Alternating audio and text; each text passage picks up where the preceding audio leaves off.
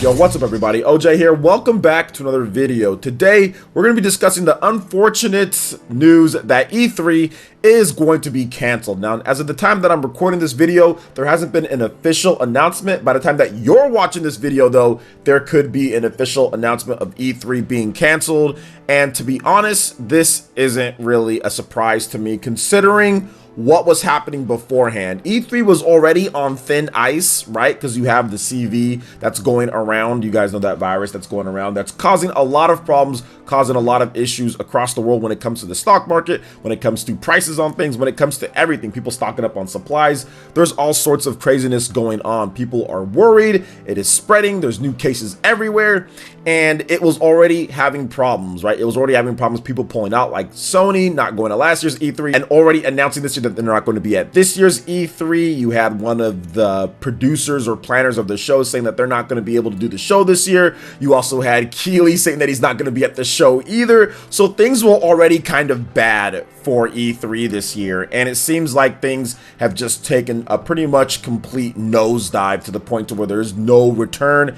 E3 is not happening this year, or it's going to be rescheduled for some other time. Multiple different industry insiders, like I talked about, have stated that E3 is not happening. And we're going to go ahead and start off with one of my fellow Spawncast members, Nate from Direct Feed Games. He actually quote tweeted Devolver Digital, which that is the first place that I saw it from anywhere was Devolver Digital. But we'll read off what Devolver had to say in the quote tweet as well. So Devolver Digital said, "Cancel your E3 flights and hotels, y'all." And then Direct Feed Games quote tweeted that and said, "This isn't a joke. Discussions are ongoing, but an official E3 2020 cancellation announcement may come this week." And then Direct Feed also followed that up by saying, "No longer a may come, a cancellation announcement is imminent." And for those who don't know, Nate from Direct Feed Games, he works for a lot of different places. He knows what he's talking about. So that's very unfortunate that it's going to be canceled, or it seems like it is. Now, there's also been other industry insiders and sources as well. Mike F from Twitter as well also stated that my day started with investigating some E3 stuff, ended with multiple, and I mean multiple sources coming my way.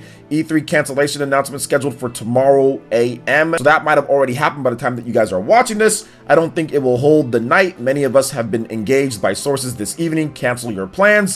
Then we also have Jason Schreier. He's saying that been hearing secondhand whispers tonight from several devs / pubs that E3 is canceled, although I've also heard from a couple of people in positions to know the ESA hasn't officially made a decision yet and is still consulting with pubs. Either way, it's only a matter of time. So it does seem like it is going to be canceled when it comes to E3, and this is a very unfortunate thing. I'm going to talk about why it's unfortunate, but then I'm going to talk about what's going to happen instead. This is what they're going to do instead in order to kind of salvage what we have from E3 from a business perspective, because E3 is always huge business wise. Games always do really well. People pre-order stuff, people buy stuff, people save up for it. I mean, it's just something that E3 is something that people really like to celebrate, and it is a big time in the industry. I think that we need to have it. I think it's a good idea, but it's unfortunate because E3 just represents so much in the gaming industry. It's been going on for 20 plus years now, where we see the latest and best in gaming. We see the future of gaming. We have developers come out and have big shows. There's always some great announcements at every E3. I'm not sure if there's ever been an E3 where there wasn't amazing announcements like in the past decade. There maybe was some that I'm not thinking about or whatever the case is, but for the most part, even if one company or a couple companies or Sony's off that year, or if Nintendo's off that year, or if Microsoft's off that year, there's always something to help make up for it. There's always multiple really cool announcements at E3. So it's very unfortunate that they're not going to be having it seemingly this year if it's not already announced. So that's very unfortunate, but here is what they do instead. I'm not a person who just likes to mope and say this is just doomed and we're not going to do anything. I think there's a way that they can salvage it. I think this is what they're going to do instead. So the plan, at least what I would think the plan would be, is to have everything like you had it before. Schedule it, right? Remember, E3 already runs on a schedule when it comes to developers and publishers. When it comes to what Microsoft is presenting, what usually Sony presents, Square Enix usually takes that slot now at this point. Still have your digital presentations. All of them can do that. Microsoft can put together a digital presentation. It'll save them a ton of money. They usually use the Microsoft Center that's like right next door for their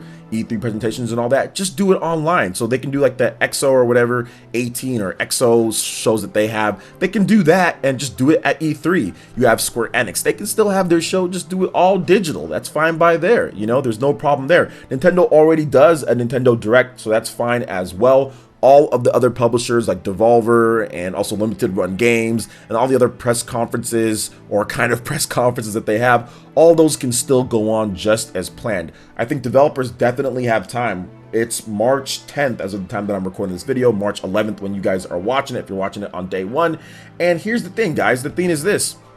They can get demos ready. Okay, if you can't be at the show and show off hands-on demos, okay, that's fine. Have a couple demos ready, have it be able to download on the PSN, download on Nintendo Network, Xbox Live, and still put together something, still put together pre-order deals, right? Still put together sales on games. You can have a digital E3 event. I think this is where the ESA or whoever, this is where everyone just needs to come together and think of a way to still have E3 and a way to still capitalize when it comes to the excitement, when it comes to the hype, when it comes to the business aspect.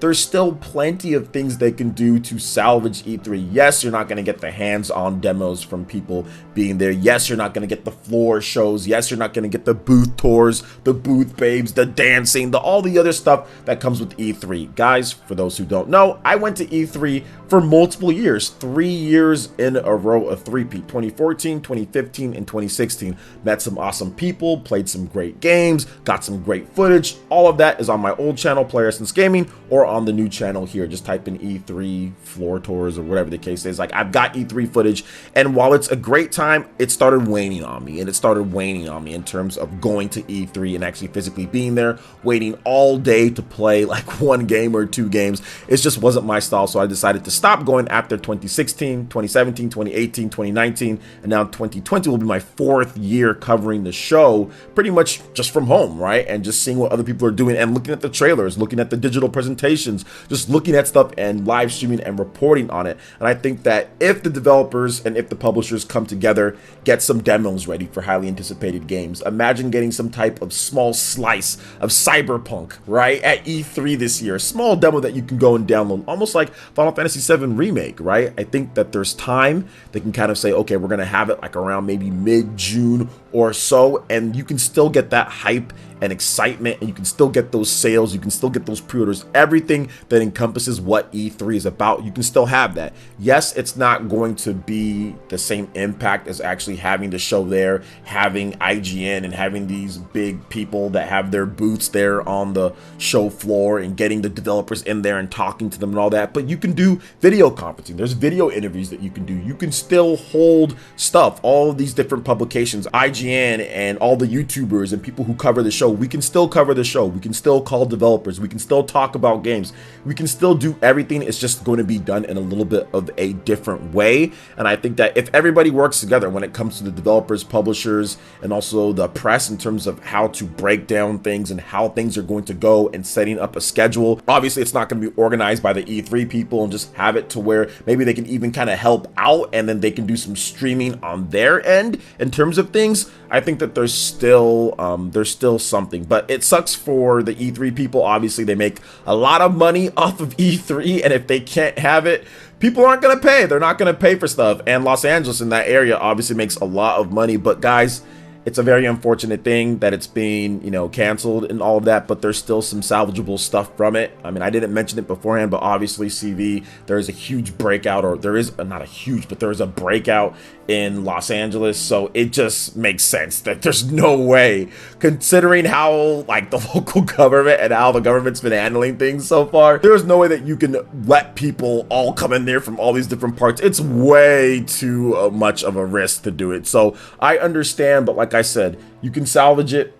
You can still have a E3 when it comes to digital presentations, when it comes to demos being downloaded on the PSN store and stuff like that, and Nintendo Network. There's still plenty of stuff that can be done. I mean, a lot of stuff that even happens at E3 is digital, right? You watch it. Yes, the people are there live, but you watch it, so you can still do other things. And I'm hopeful that they are going to do that. I'm hopeful that they're going to work together and the companies are going to put together a good E3's kind of schedule and flow, all digital, of course, or even showing from their own offices, right? Just having a presentation right there from their own offices and kind of doing it how Sakurai does his presentations for new Smash DLC characters. And those are fantastic. So many people watch those. I think people would love to go inside CD Projekt Red and see what Cyberpunk is up to when it comes to the game, see what CD Projekt Red is doing with that. People would love to get these kind of developer hands-on tours of the games and stuff like that. So I think it's salvageable, and I think that they're going to do this instead. I think it's going to be successful. I still think that there is a shot that E3, while it will be very different,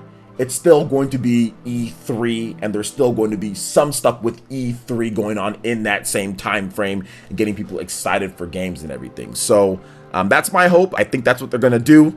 Maybe Nintendo saw this a long time ago, obviously 2013, you know, kind of taken away from the whole live presentation thing and having the digital events just in case, and they've perfected their formula, while Microsoft and Sony are still working on their formula to get a, you know, better, more exciting show. So I think that it's a foolproof plan. Obviously it worked out for them, but I think that it's not over yet, guys. It's not over yet. I don't think that all of a sudden E3 is canceled and nobody's going to have anything. Nintendo's not going to have any Nintendo Direct at E3. I don't think that's going to be the case, because E3 and that time period is so important for sales, so important for pre-orders and all of that. So what are you guys' thoughts when it comes down to this? What do you guys think about my plan? Let me know in the comment section below. All right, guys, that wraps it up for this video here. Check out the link in the description below. We've got Twitter. Go ahead and give us a follow on there. Stay updated on all the latest gaming news and information.